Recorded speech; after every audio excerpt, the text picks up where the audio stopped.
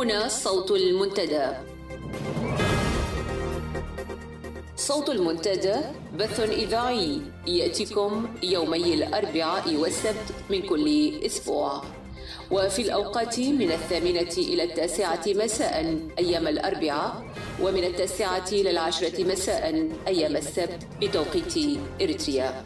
صوت المنتدى على الموجة القصيرة 15245 كيلو هرتز أو 19 متر باند. صوت المنتدى على مدى 24 ساعة في القمر الصناعي النايلسات ب8 درجات غربا، وعلى تردد 11678 للاستقطاب الرأسي. صوت المنتدى علم مستقل وحوار وطني بناء. صوت المنتدى.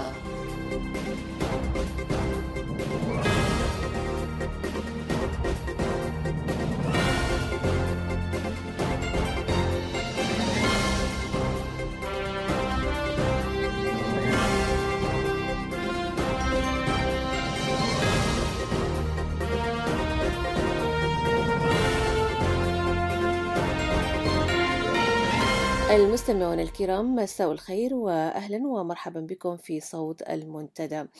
أحييكم في مساء هذا اليوم السبت 25 من يوليو. أعزائي المستمعين، في ساعة هذا المساء ستستمعون وبشكل خاص إلى لقاء مطول أجره لنا الزميل جمال عثمان همد مع المناضل الأستاذ محمد نور أحمد، وهو لقاء مطول خصصنا له هذه الحلقة التي نتمنى أن تكون مفيدة وممتعة. فأهلا بكم في صوت المنتدى.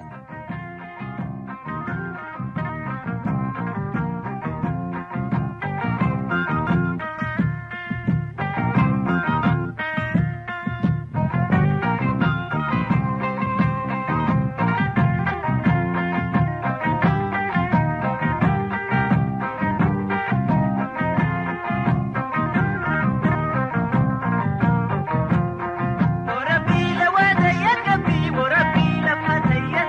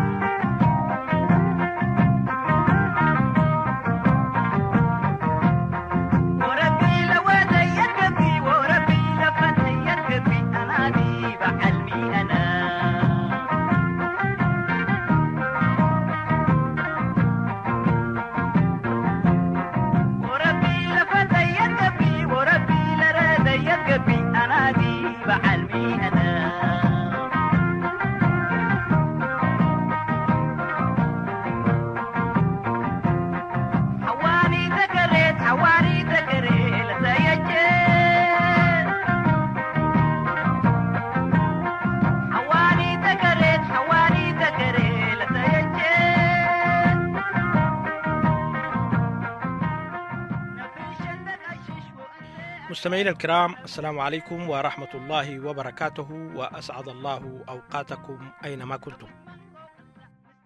هذا جمال همد يحييكم ويستضيفكم في هذا الحوار مع الأستاذ المناضل محمد نور أحمد، القيادي بالحزب الديمقراطي الإريتري، السفير السابق في الصين وسفير غير مقيم في عدد من دول شرق آسيا. الأستاذ محمد نور أحمد غني عن التعريف، مناضل مخضرم، عاصر النضال منذ حركة تحرير إريتريا، ثم جبهة التحرير الإريترية، ثم عضوا في الخارجية الإريترية، ثم سفيرا في عدد من المواقع. من مواليد الردة بإقليم عنسبة 1937. درس المرحلة الأولية في تعليمه في مدينة علي قدر، والإعدادي في مدينة كرن، ثم عمل بالتعليم العام.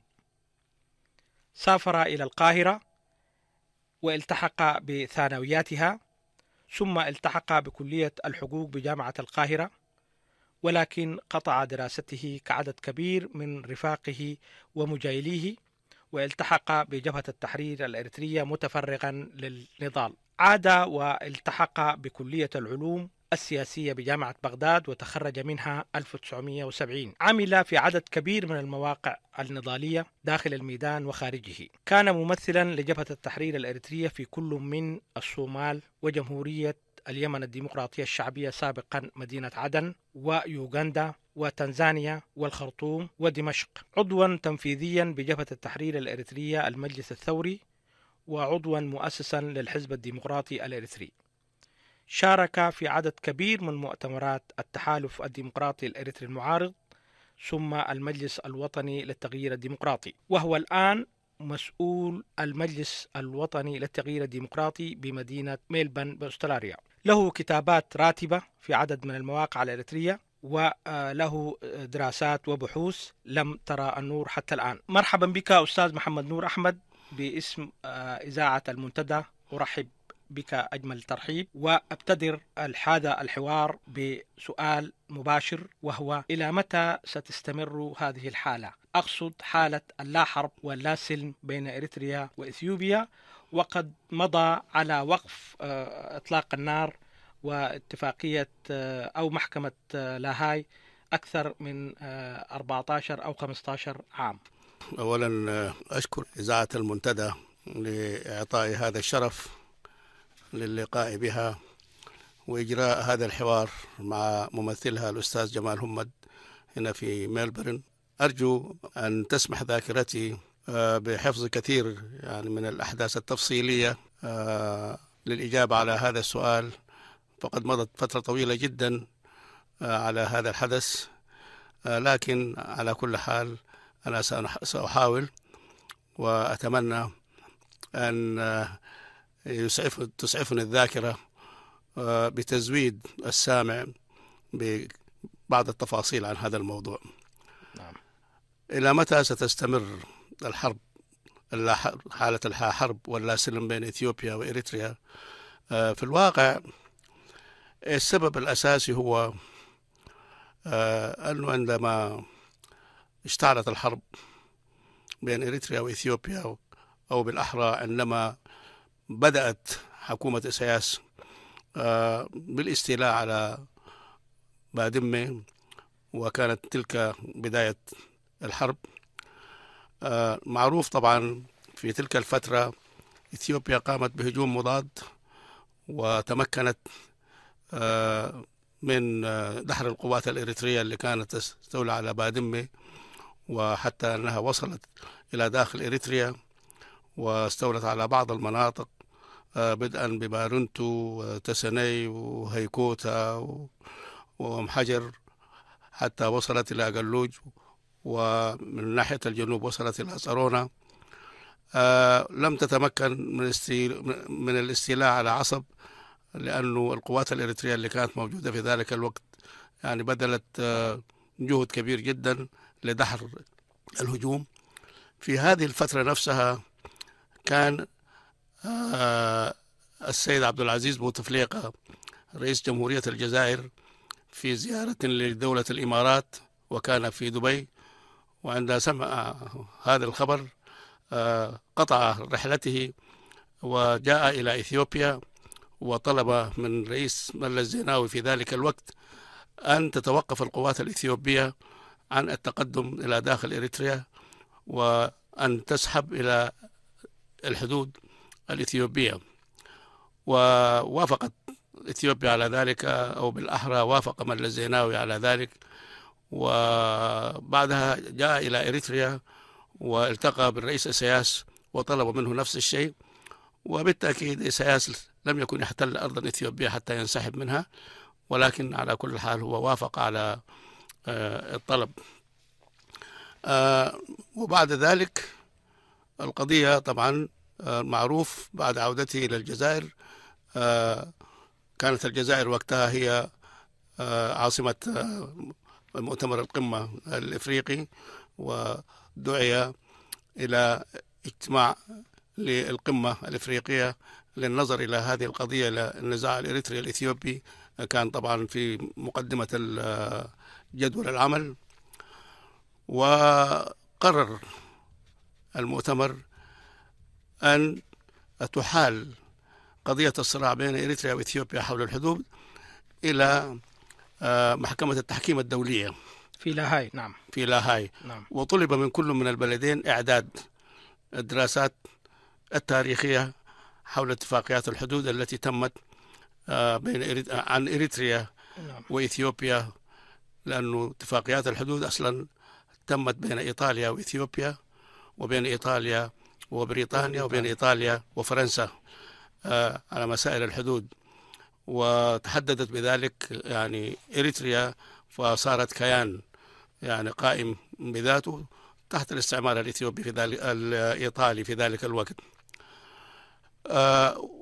ونظرت المحكمة إلى هذه الدراسات التي قدمت لها، واتخذت أو أصدرت قرارها، وكان القرار هو عودة بادمي إلى إريتريا. لكن لأنه أساسا الاتفاقيات الحدود كانت تقوم على الحدود يعني على الخيران أو على التبب أو المناطق المرتفعة. نعم.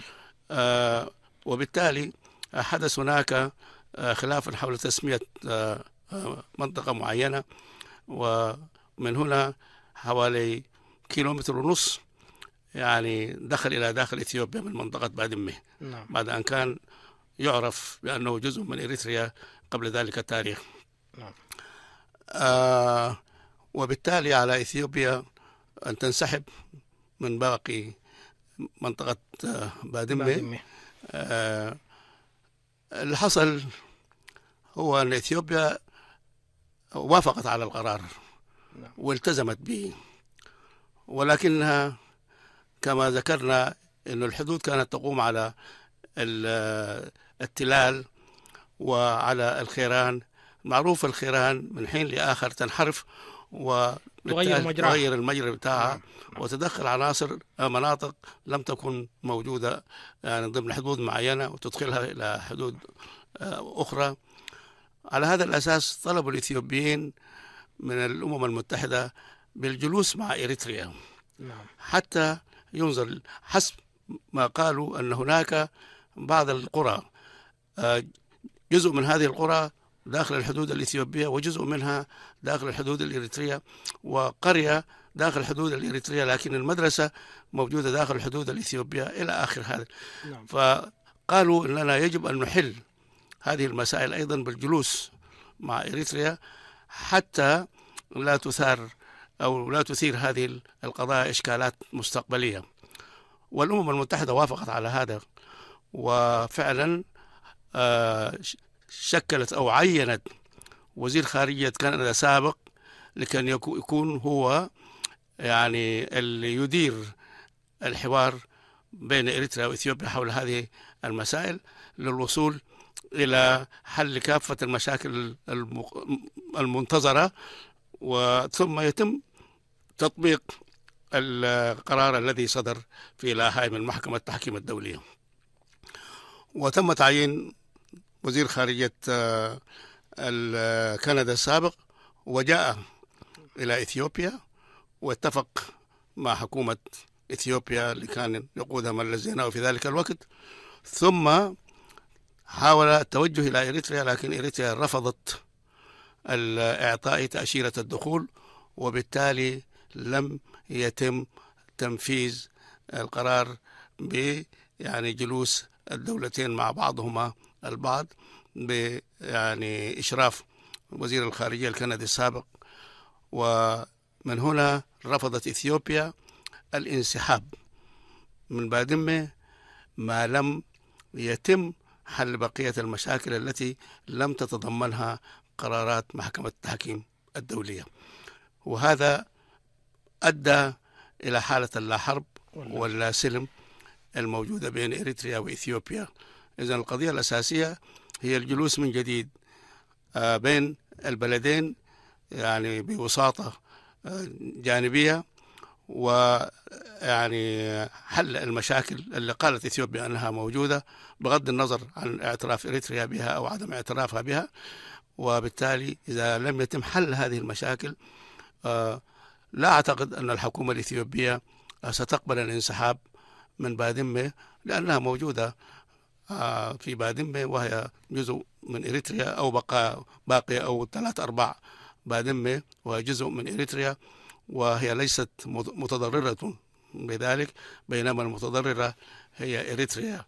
وبالتالي لا أعتقد أن حالة لا حرب ولا سلم حتنتهي إلا إذا جاءت في إريتريا، يعني جاء في إريتريا نظام آخر يقبل الحوار أو تتنازل إثيوبيا من القرار.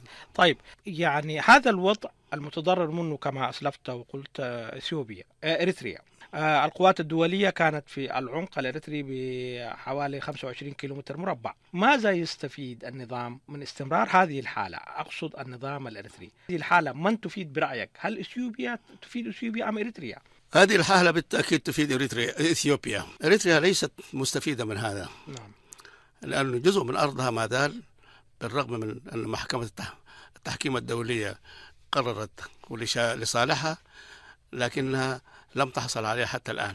إذن إريتريا متضررة وإثيوبيا مستفيدة، على الأقل يعني أنها موجودة في جزء من إريتريا بغض النظر عن سعته يعني وعدم سعته. وبالتالي إريتريا ليست مستفيدة، لكن النظام مستفيد. أنا هذا أقصده، يعني هذا أقصد، هل النظام مستفيد؟ النظام الإريتري مستفيد لأنه يستخدم هذه القضية كحجة للاستمرار يعني في السلطة، لأنه لو تنازل وجلس مع إثيوبيا وحلوا كافة المشاكل التي أثاروها الإثيوبيين في مثل هذه الحالة، ما سوف لن يجد ذلك السلاح العاطفي الوطني الذي يستخدمه لاستقطاب الشعب الإريتري إلى جانبه، أو بالأحرى يستغل عدم وعي الشعب الإريتري السياسي، وبالتالي العاطفة الوطنية الإريترية لصالحه، بحيث أنه يقول أنه وطني ويدافع عن حدود إريتريا، ويحصل بالتالي على دعم الشعب الإريتري. فليست الشعب الإريتري هو المستفيد، إنما النظام الذي يستغل العواطف الوطنية للشعب الإريتري للاستمرار يعني في السلطة. نعم، ولكن النظام نفسه أستاذ محمد نور، يعني كونه يختات من مثل هذه الحالات واستمرار هذا الوضع داخل إريتريا، تأزم اقتصادي، تأزم سياسي واجتماعي داخل البلد، واستمرار النظام نفسه، هل هذا الوضع هو وضع مريح لأي نظام سياسي لكي يمارس حتى السلطة وإن كانت ديكتاتورية على شعب؟ هذا الوضع هل هو يعني نموذجي للاستمرار؟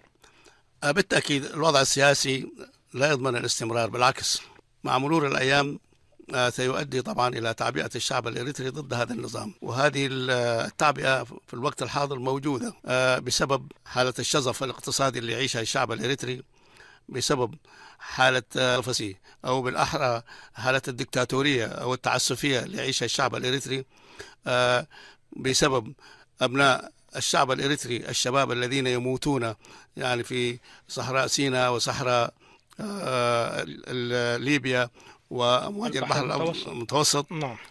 لكن إسياس لا يحس بأنه ينتمي إلى هذا الشعب. في كتاب الدكتور عند برهان ولد قرقيس قال أنكم تقولون من وراء ظهري أنني عقامي مهلا سأريكم كيف سأطيح بهذه الأرض التي رفعتها السماء إلى الأرض، كيف سأطيح بها إلى الأرض. إسياس بغض النظر عما يقال صحيح أو غير صحيح، لسنا بصدد هذا الموضوع، ولكن هو يحس بأنه لا ينتمي إلى هذا الشعب، وبالتالي ما يهمه الآن هو الاستمرار في السلطة، لم أكبر قدر ممكن من الأموال ولا سيما من مناجم الذهب وتجميعها، وإذا حدث شيء ما سيهرب من البلد ويؤمن لنفسه ملايين يعيش بها بالخارج.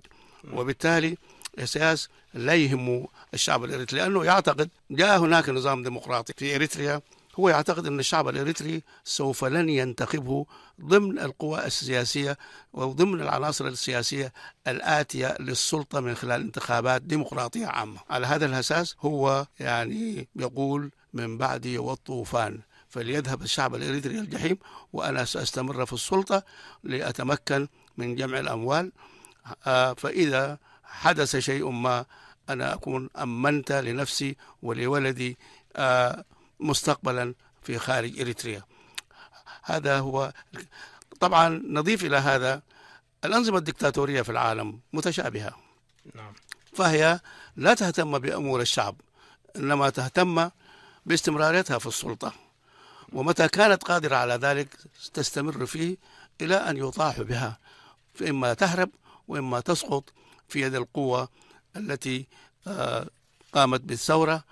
وإسياس بيعتقد هذا سيحدث، وهو طبعا يرتب أوضاعه، ولا ندري إن كان سيتمكن من الهروب أو سيقع في يد يعني الثورة التي سيثيرها الشعب الإريتري وتسقط بنظامه.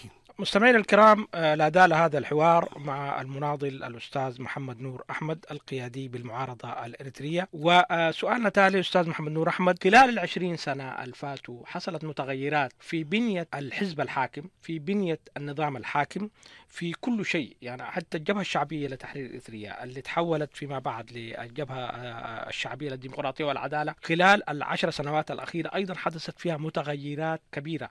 أرجو أن تلقي لنا الضوء على هذه المتغيرات وتأثيرها على مستقبل الحزب الحاكم والعصبة الحاكمة في إريتريا. طبعا كلنا يعلم أنه الجبهة الشعبية كانت قررت في أحد مؤتمراتها قبل التحرير أنها ستقيم نظاما ديمقراطيا في إريتريا يؤمن بالحقوق الديمقراطية للشعب الإريتري، وسيقيم نظام تعددي سياسي يسمح بكافة الحقوق والحريات الأساسية للشعب الإريتري، فتكون هناك تعددية سياسية ويكون هناك حرية للتعبير. طبعا هذا كان قرار في إحدى المؤتمرات. بعد التحرير أيضا حدث مؤتمر نقفة عام 1994، وفي هذا أيضا قرر هذا المؤتمر أن تكون هناك نظام ديمقراطي في إريتريا، وبناء على هذا تم تكوين مفوضية الدستور، ومفوضية الدستور فعلا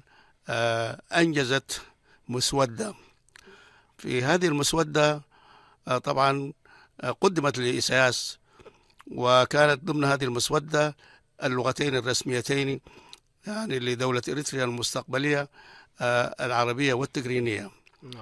وإسياس عندما قابل مندوبي المفوضية السياسية، وكان برئاسة الدكتور برخت عبدالسلاسي رئيس المفوضية نفسها، وكان إلى جانبه عبد الله جابر، قرأ المسودة وقال احذفوا اللغتين الرسميتين لأن كافة اللغات الإريترية متساوية، وبالتالي يجب أن لا تكون هناك لغة رسمية يعني لإريتريا مستقبلا.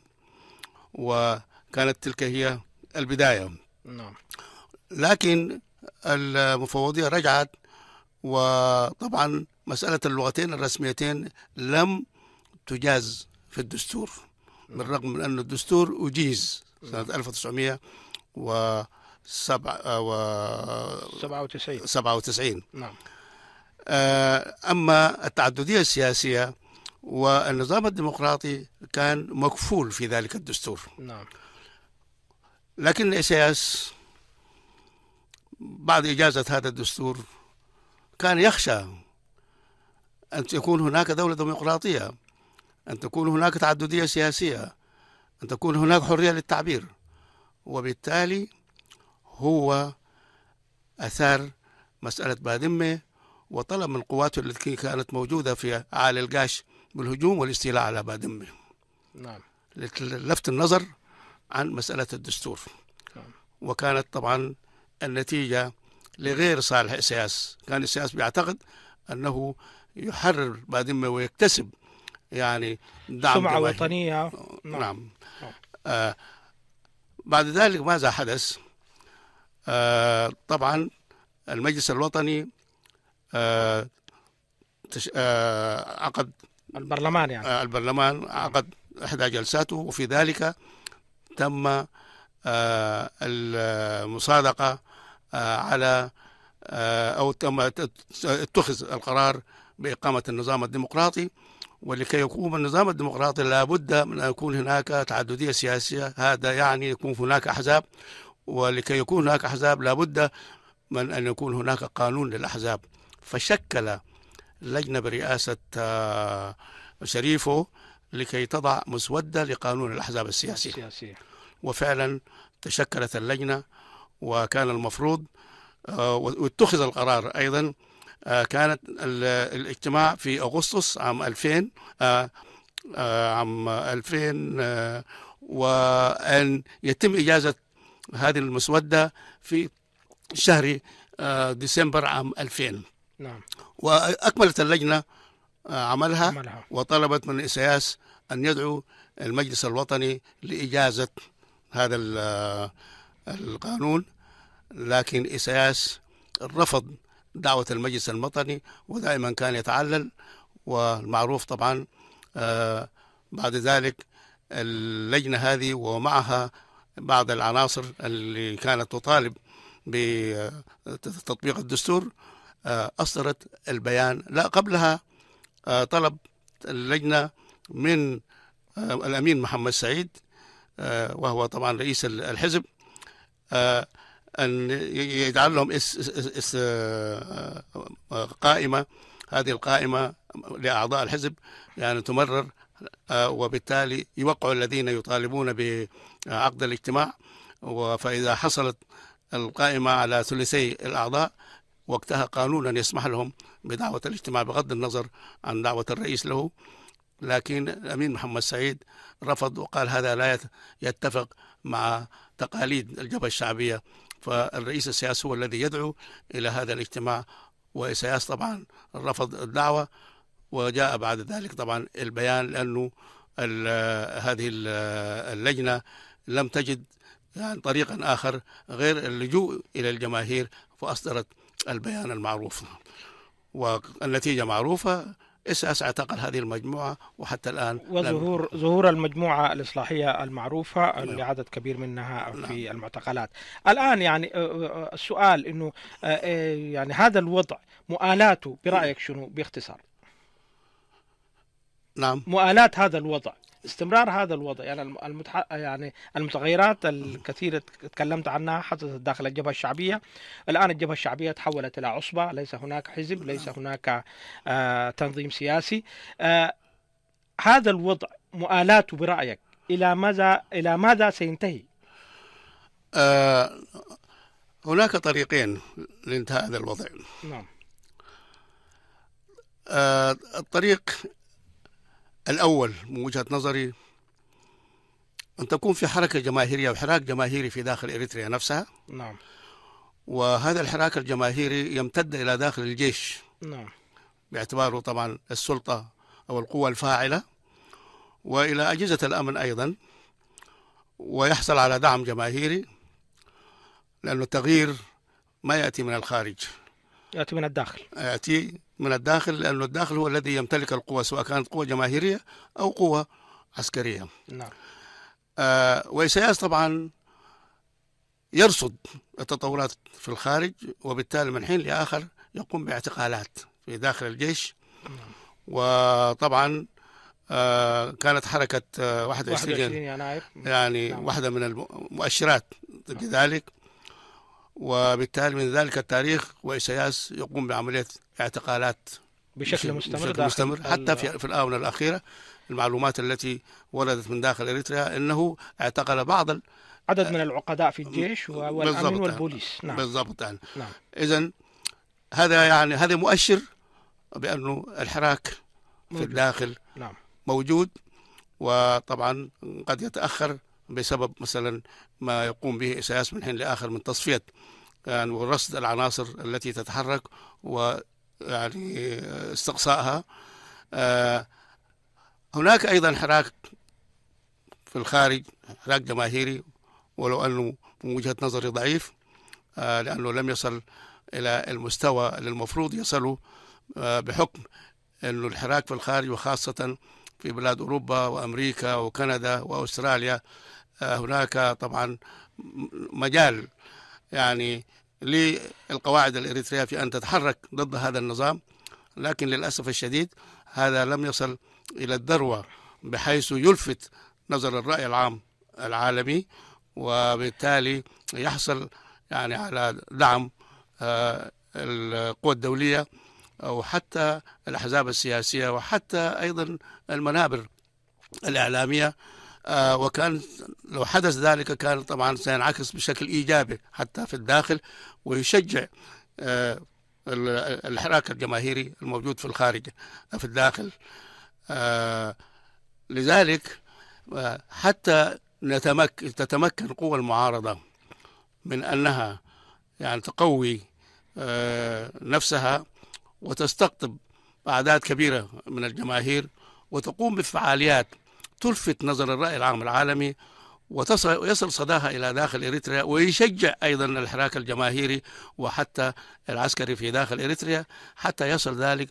قطعا إسياس من حسن حظه سوف يستمر. مستمعينا الكرام، سنتوقف قليلا مع هذا الفاصل الموسيقي، سنستمر في الحوار مع الأستاذ محمد نور أحمد، والمحور الثاني سيكون المعارضة وأوضاعها الآن. أسادرا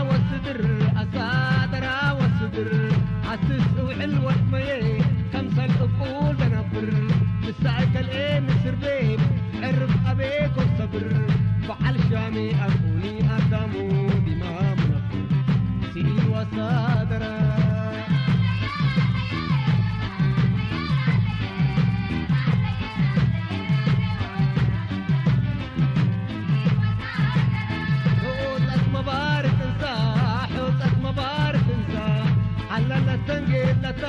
شأنتك بودرسا في أنطتو أبسلو نايم ولادا وورسا حتك أيحو بينك حتى عمل ما سي وأسادرا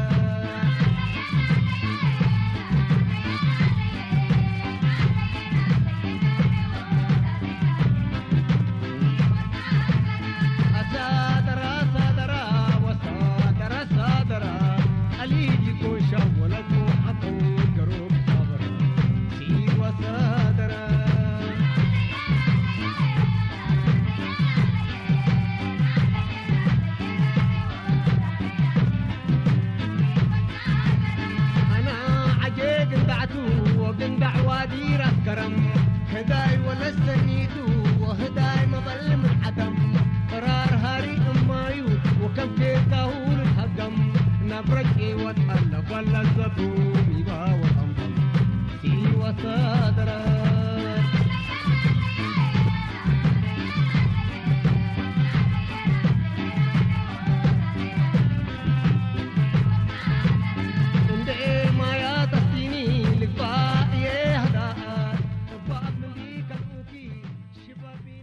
عودة مرة أخرى أعزائي المستمعين، وهذا الحوار مع المناضل الأستاذ محمد نور أحمد، وقد تحدث في الجانب الأول حول الأوضاع داخل إريتريا، وذهب بنا بعيدا أيضا إلى التاريخ خلال 15 سنة الماضية والحرب الإريترية الإثيوبية اللعينة. المحور الثاني أستاذ محمد نور أحمد سنتحدث عن المعارضة الإريترية. السؤال المباشر واللي يشغل الناس الآن جميعا: أكثر من 3-4 مرات تأجل اجتماع المجلس الوطني للتغيير الديمقراطي. الشارع يتحدث عن أنه لا مبرر لهذه التأجيلات، يرفض هذه التأجيلات. برأيك ما هي الأسباب التي دعت لتأجيل المؤتمر؟ وهل هناك أفق لعقد هذا المؤتمر؟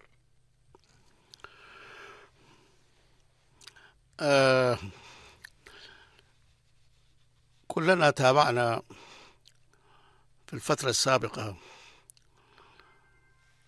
الخلافات التي كانت تدور بين قيادة المجلس الوطني والمكتب التنفيذي،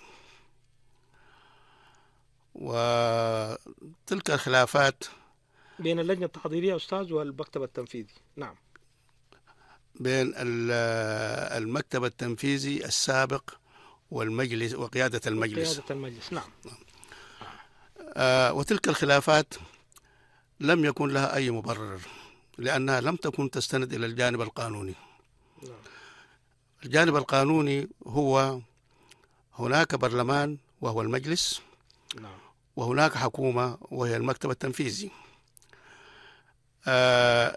البرلمان ينتخب الحكومة ويضع لها برنامج، والحكومة تنفذ ذلك البرنامج. تكون هناك اجتماعات دورية للمجلس المفروض يناقش فيها إنجازات أو إخفاقات هذه الحكومة، لكن للأسف الشديد يعني خرج قيادة المكتب التنفيذي عن هذا، شكلت خارج إطار البرنامج السياسي أو اللوائح السياسية واللوائح القانونية يعني قيادة عليا للمجلس الوطني، وبدأت هي طبعا في عملية محاسبة المكتب التنفيذي والمكتب التنفيذي إلى آخره.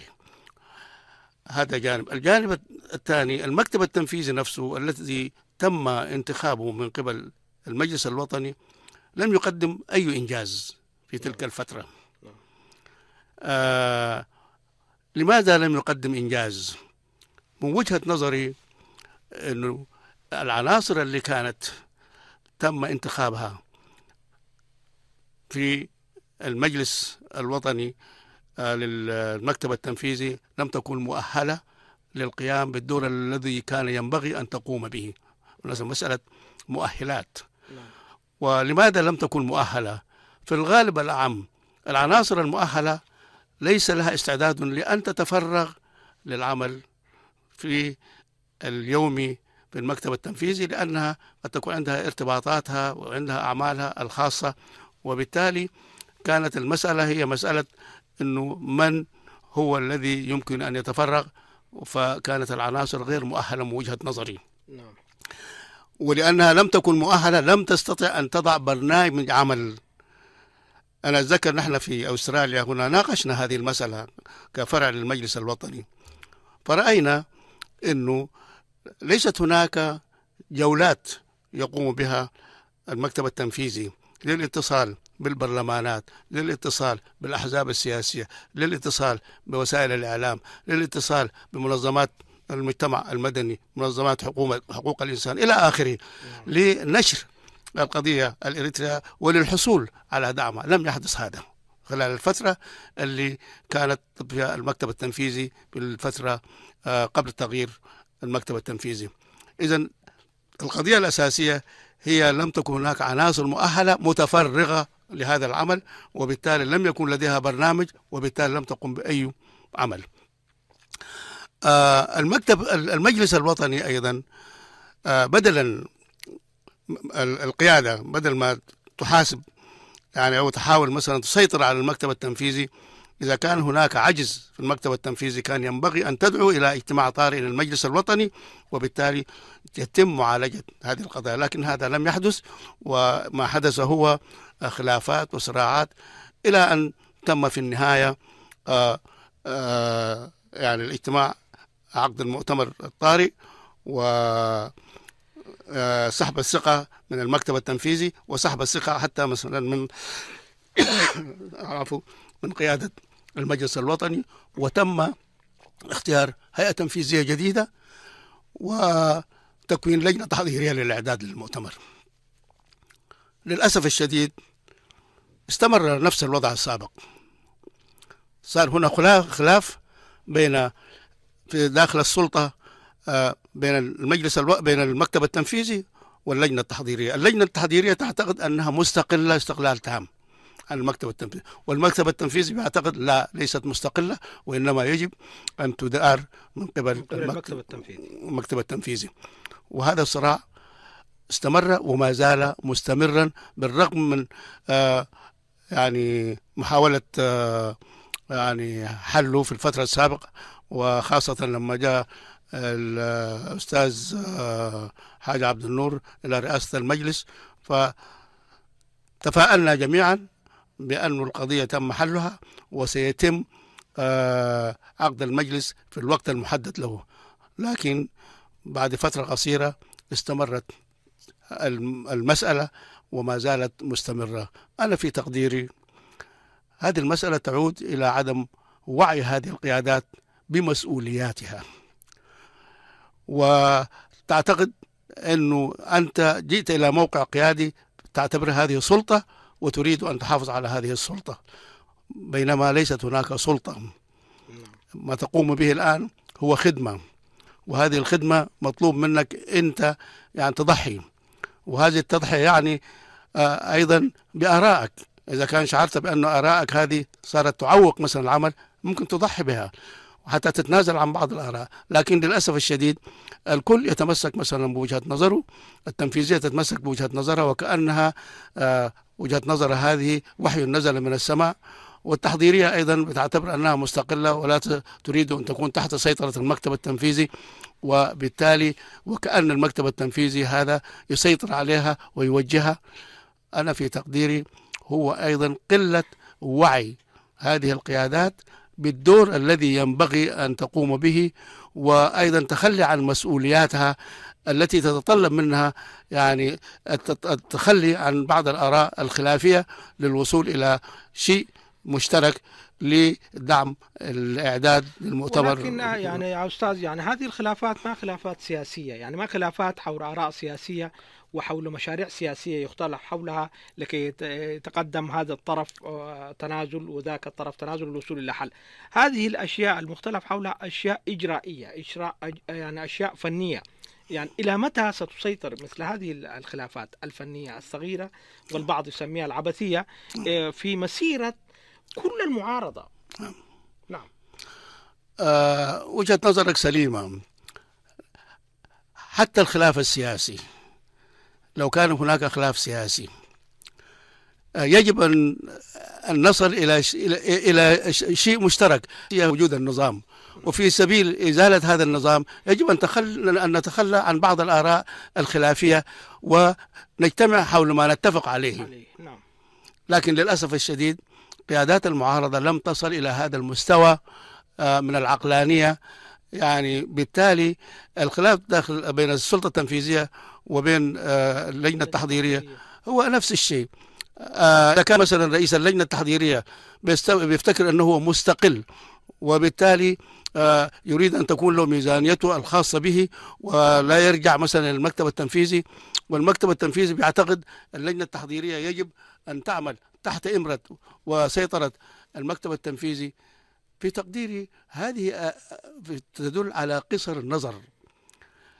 ماذا يمنع التنفيذية وأيضا قيادة اللجنة التحضيرية تتناقش فيما بينها ويضعوا القضايا الخلافية إلى جانب ويعملوا مع بعض القضايا اللي يتفقوا عليها؟ أنا في تقديري هذا قلة وعي يعني الموكلة إلى هؤلاء سواء كانوا أعضاء لجنة تنفيذية أو أعضاء يا أستاذ. يعني تكونت لجنة ثلاثية من 3 من رؤساء التنظيمات ولكي تحل هذه المشكلة، وهي أيضا أعلنت عن أنها لم تستطيع الوصول إلى حل. إلى متى سيستمر هذا الوضع؟ هذا اللجان نفسها جزء منها منحاز إلى جانب التنفيذية والجزء منحاز إلى جانب التحضيرية، وبالتالي أنا في تقديري لا نستطيع أن نستمر بهذا الوضع ما لم تتعقل أو يعني تعقلن يعني هذه القيادات آرائها وبالتالي تضع الأولوية لإسقاط النظام، لأنه ليس هناك يعني رأي نزل من السماء، إنه مجرد اجتهاد. أوكي، نعم أستاذ. للخروج من هذه الحالة ماذا ترى باختصار؟ أنا أرى باختصار الآتي. نعم. ما هي مطالب التنفيذية وما هي مطالب التحضيرية؟ نعم. إذا كان التحضيرية تريد أن تعمل بشكل مستقل عن التنفيذية، والتنفيذية تريد من التحضيرية أن تلتزم، أنا في تقديري يجب أن تكون هناك مسافة تحضيرية وبين التنفيذية. هناك مجال للتحضيرية لا تتدخل فيه التنفيذية، وهناك مجال تتدخل فيه التنفيذية، لكن يجب أن تقبل التحضيرية أذن بهذه الأشياء. يجب أن يكون في هناك اتفاق مسبق على الحدود. من الذي يشرف من الذي يشرف على هذه المجلس الوطني، رئاسة المجلس الوطني. رئاسة المجلس الوطني. إذن على رئاسة المجلس الوطني على الأقل الآن نور أحمد يعول على رئاسة المجلس الوطني نعم. لحل هذا الخلاف نعم. والخروج من هذا المأزق. نعم. ننتقل لأستاذ محمد نور سؤال ثاني، وهو يعني وضح أن المنظمات المدنية الإريترية نعم. والناشطين المدنيين والحقوقيين يعني أحدثوا نقلة نوعية خلال الفترة الفاتت، ونتيجته مباشرة كانت ما حدث في جنيف. ما رأيك في الذي حدث في جنيف، وماذا تقول للنشطاء والمدنيين والحقوقيين ومنظمات المجتمع المدني الحقيقية؟ أنا في تقديري الحراك الجماهيري بدأ يتطور الآن. نعم. ونتيجته واضحة يعني في جنيف. وعلى رأس هذا الحراك الجماهيري من وجهة نظري، وقد أكون مخطئ في ذلك فليعذرني السامع إذا أخطأت، غرفة السمر. نعم. هذه الغرفة تلعب دور أساسي في تعبئة الشباب. نعم.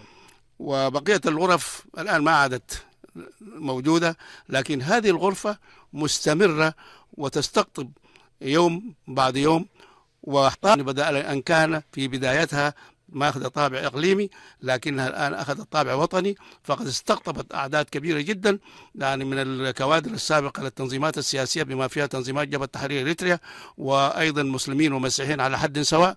وبالتالي وجدت قبول ووجد يعني رأيها يعني يسمع. وأنا في تقديري هذا تطور كبير يعول به، وأتمنى يعني المجلس الوطني والتنظيمات السياسية أن تأخذ عبرة من هذا وتعمل يعني مثل ما تعمل يعني سمر. وأتمنى أن يحدث هذا، ولو حدث هذا بالتأكيد سيكون هناك تغيير في الواقع السياسي الذي نعيشه في الخارج، وسينعكس هذا أيضا في الداخل. نعم أستاذ محمد نور، في ختام هذا الحوار سؤال أخير وأعتقد مهم جدا من وجهة نظري، وهو البعض يفسر الصراع الصراع داخل إريتريا ما بين قوى التغيير الديمقراطي الإريتري والنظام القائم في إريتريا، وحتى الصراعات صغيرة هنا وهناك، يفسروها دائما بالبعد الديني والطائفي لإعطاء انقسام عام في إريتريا، وكل حدث يحاول تفسيره من خلال هذه الأداة. ما رأيكم في هذا التفسير الذي بدأ يسود الساحة الإريترية خلال السنوات الماضية؟ أنا أختلف مع هذا التفسير. نحن كشعب إريتري في منطقة القرن الإفريقي الشعب الوحيد الذي لم يسجل تاريخه صراع طائفي. بالعكس، التاريخ يعني يؤكد لنا التسامح الديني في داخل إريتريا، وكان هناك دائما تحول من المسيحية إلى الإسلام ومن الإسلام إلى المسيحية، وكانت علاقات الدم أقوى بكثير من الخلاف الطائفي. وبالتالي حتى يعني إذا كانت هناك حوادث معينة، قتل مسيحي لمسلم مسيحي، حتى هذه كانت يعني ينظر إليها كشيء فردي، وبالتالي كان يتم معالجتها يعني في المحيط اللي حدثت فيه وعزلها، ولم تنتشر إطلاقا إلى بقية الشعب الإريتري. ولنأخذ مثال العدقلة والطروعة. بالرغم من أن إثيوبيا هي الذي استغلت. طبعا هو كان الرعاة والفلاحين، وهذا شيء تاريخيا معروف طبعا، لكن إثيوبيا استغلت هذا الموضوع وبدأت طبعا تحرض الصنعدقلة ضد الطروعة، وحتى يعني جندتهم في الكوماندوس ضد الثورة. لكن بعد التحرير أبناء الطروعة والصنعدقلة تحركوا، وطبعا عملوا يعني مؤتمر عام، وفي هذا المؤتمر يعني تم المصالحة بين الطروعة وصنعدقلة. وأيضا حضر هذا الاجتماع أو هذا المؤتمر أبناء قبيلة الماريا مسلمين ومسيحيين، حضروا. تمت المصالحة التاريخية. في هذا الصراع لم تدخل بقية فروع الساهو ضد صنعدقلة، ولم تدخل بقية المسيحيين ضد الطروعة. كان يعني صراع محدود في إطار الفرعين دولة، وكان يعني في السبب أصلا مسألة يعني الصراع بين الراعي والفلاح يعني. إذن الشعب الإريتري، إحنا في إريتريا هناك البلين بالطوقي نزحوا مسيحيين ثم أسلموا أو أسلموا غالبيتهم. هناك بتسقدي نزحوا مسيحيين ثم أسلموا. وهناك أيضا عناصر ذهبت إلى المرتفعات الإريتريا وبعد 3 أجيال تنصرت. يعني في داخل إريتريا العلاقة الدم أقوى بكثير من الخلاف الطائفي، وبالتالي لم تحدث في إريتريا حرب أهلية. الذين يريدون أن يستغلوا هذه المسألة أنا في تقديري لأنهم ليس لهم أي خلفية أو يعني إنجازات سياسية حققوها في الساحة الإريترية، فيريدوا أن يظهروا الآن وكأنهم يعني يدافعون عن حقوق المسلمين. لا، الآن المسألة الأساسية إذا كان يريدوا أن يدافع حقوق المسلمين فيجب أن يزيلوا النظام أولا وقبل كل شيء، وبالتالي هذه المسألة يتركوها، لأنه إثارة هذه المسألة معناها شق قوى المعارضة الإريترية إلى مسلمين ومسيحيين، وبالتالي إضعاف قوى المعارضة الإريترية، وبالتالي السماح للنظام السياسي للاستمرار. أنا أختلف كلية مع هذه الأشياء، لأنه تاريخ إريتريا لم يقول بهذا، وبالتالي أيضا يعني لا أعتقد أنهم ينجحوا يعني في استقطابات يعني طائفية. نعم. في ختام هذا الحوار أشكرك الأستاذ المناضل المخضرم محمد نور أحمد على هذه الإفادات لإذاعة المنتدى. باسمكم مستمعين الكرام وباسم إدارة إذاعة المنتدى شكرا لك، وشكرا للأستاذ أحمد زروق الذي ساهم معنا في تسجيل هذه الحلقة.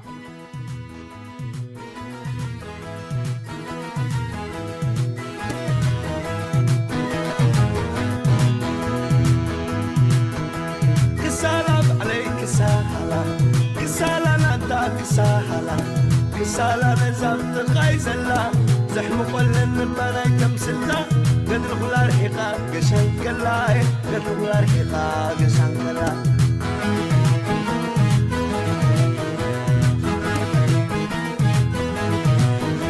قشان برتتلو قدري قشان برتتلو قدري هيدا عمو زيت الرقب كولي مغن صبغن كدللي قشالام برقدن انت تلو قشالام برقدن انت تلو مرقنا مسل اغت حلو مرقنا مسل اغت حلو تايدي زبل زلو هزبو خلو كم ايدي رغبنا كم متحلو دلعي فتحي تسمع سنينو قدما خلتا قوبس تمنتينو هاي خون علق على الغنو تصور يكون انت خوينو يخرب اللون عقب شاتي دعيس ايدهم قلت عايزهم قلعوتي تضمون اللون دا انترناتي المربو دعات عايزك عدي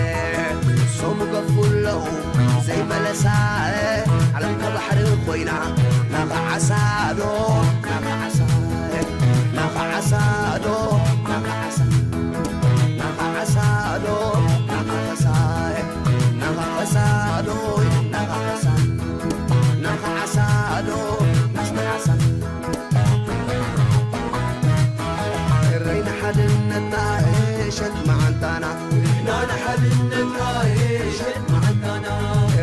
حدنتنا عيشت معندنا نحن حدنتنا عيشت معندنا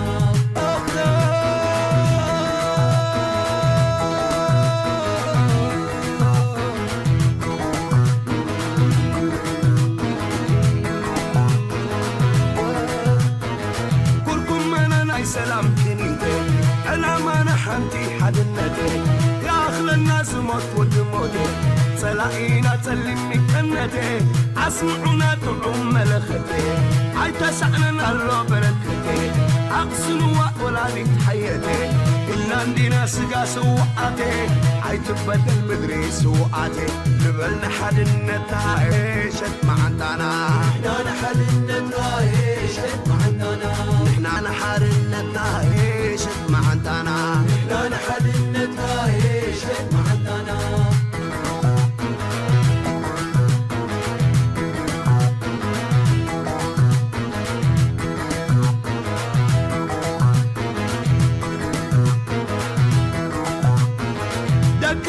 سبك بسان قلان عين بلع بقولي بنشلان من قدنا زقاق يبلان تايدوم مكركب حرن وللان داعي سلام تعم ملختي نايفة دارك والله برختي كنقصنم ولد حياتي إلا عندنا سقا سوقاتي عاي تبدل مدري سوقاتي نبلنا حدنتنا عيشت معندنا نحن حدنتنا عيشت معندنا نحن حرنتنا عيشت معندنا نحن حدنتنا عيشت معندنا في خرد اللون نعقا مشاته نعيسينهم قلب نعيزهم قلعودي يتقمون اللون زي انترنته تايمر بمودعة هاي سكعته كلهم قفوا له زي ما لساعد علم كبحر الخوينة ناغا عسادو ناغا عساي ناغا عسادو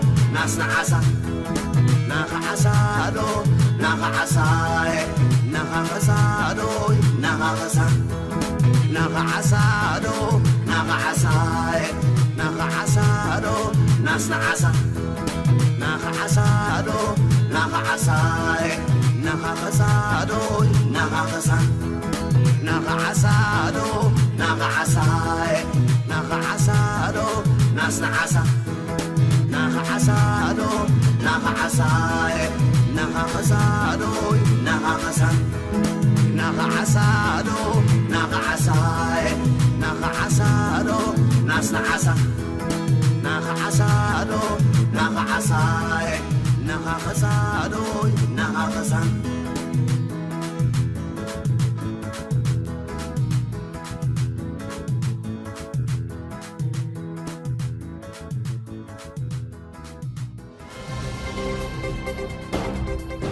صوت المنتدى. ختاما مستمعي الأعزاء لكم تحياتي وتحيات فريق العمل إلى أن نلقاكم يوم الأربعاء القادم. نتمنى أن تكونوا بخير وبصحة وسلام وإلى اللقاء.